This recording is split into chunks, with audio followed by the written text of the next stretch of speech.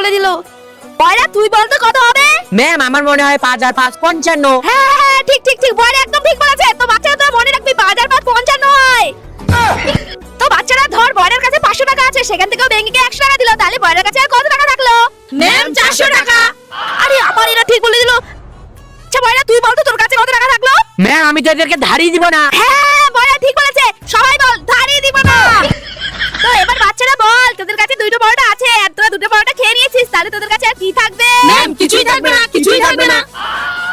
আরে এটা আবার ঠিক বলে দিল। বয়রা তুই বল তো তোর কাছে কি থাকবে? ম্যাম আমার হিসেবে তো তরকারি থাকছে। হ্যাঁ তরকারি, সবাই বল তরকারি।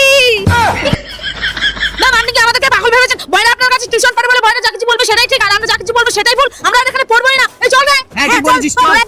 আমার কাছে বয়রা থাকলেই হয়ে গেল।